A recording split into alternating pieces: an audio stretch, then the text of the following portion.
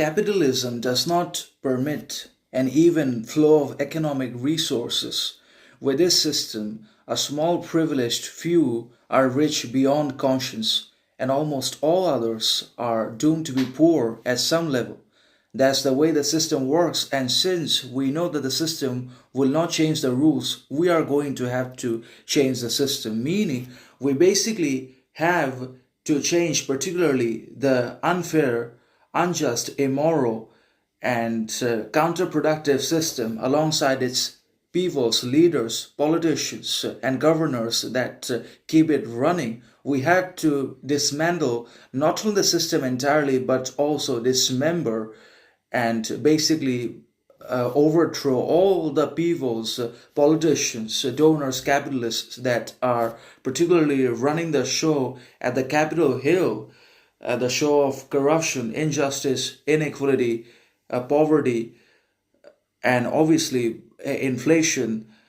and unemployment, discrimination against each and every one of us, whether we're a middle class or lower class or poor,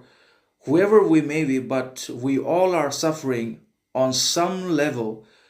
on our daily lives from corruption, injustice, inequality that we can literally feel and experience. And we had to be able to recognize that. And upon recognition, we had to rebel against it, fight it. And if it does not suffice, then we basically had to remove the system entirely, dismantle it absolutely, and bring in a system as well as peoples that serve us, that are just, moral, meaningful, worthy, significant, responsible, and people and system that is willing to serve with absolute character, confidence, courage, and clarity, alongside with absolute will, without any fraudulent behavior, injustice, immorality. So, one of the fundamental problems with the philosophy of capitalism is that it always prioritizes exploitation of the subjects or the people's resources, wealth, money, and manipulation of perspective of reality, and ultimately the very transformation of our identity, talent, merit, skill, knowledge, wisdom, intelligence, whatever you want to call it, and transforming us basically into slaves, and subjecting all of us to constant mediocrity, monotony, repetition, as a result of which we become psychologically exhausted, emotionally drained, mentally fatigued.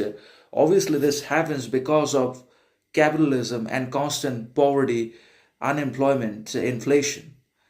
So, capitalism makes all these evils happen and ultimately kills us psychologically and